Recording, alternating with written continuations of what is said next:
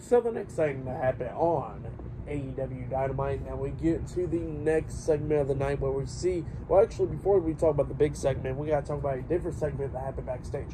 So yeah, we see Ric Flair come walking up, and Renee Paquette stops him and interviews him, and Ric Flair was talking how he's upset that, you know, he's not more involved in Sting's last match and all that stuff.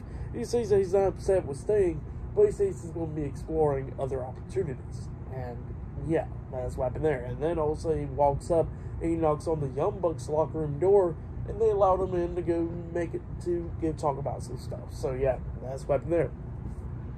But then after that, we see Tony Schiavone. He's inside the ring. He introduces the number one contender for the TNT Championship, Daniel Garcia. Daniel Garcia comes out there, and he was talking about what happened with Adam Copeland and all that stuff. And he says that him and Adam Copeland was having a great match last week on Dynamite, but he says that, you know, that he's injured and all that stuff. But he says that he will be the one to face Christian Cage. And he says next time when Adam Copeland comes back and all that stuff, he says that there's going to be a new TNT champion in town. That will be Daniel Garcia. So yeah, that's what Daniel Garcia was talking about and all that stuff. And he says how he's going to beat Christian Cage at Revolution. But then all of a sudden, he gets interrupted by the TNT champion Christian Cage, Luchasaurus or Killswitch, Nick Wayne, and Nick Wayne's mom. So yeah, they come out there, and Christian Cage has some stuff to say. He starts talking about how Daniel Garcia is not going to beat him at Revolution and all that stuff, and that he's going to retain the TNT Championship and all that. He says that he don't want to have this match at Revolution and all that.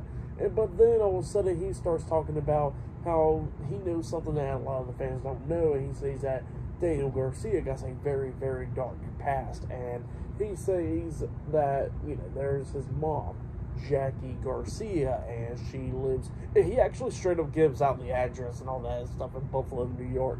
And yeah, he starts giving out the address, and he says that's a very lovely woman and all that stuff. And then he says that, you know, then his dad, and he starts talking about his dad, how he was an alcoholic, and how he died from the bottle and all that stuff.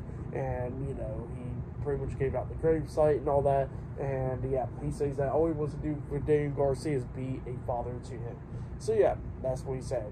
And then Daniel Garcia says, he starts taking off his jacket and all that stuff, and he says that he's getting sick and tired of Christian Cage, and he says that he better never bring his mother into, you know, in with his mouth or ever again, like talk about his mom, you know.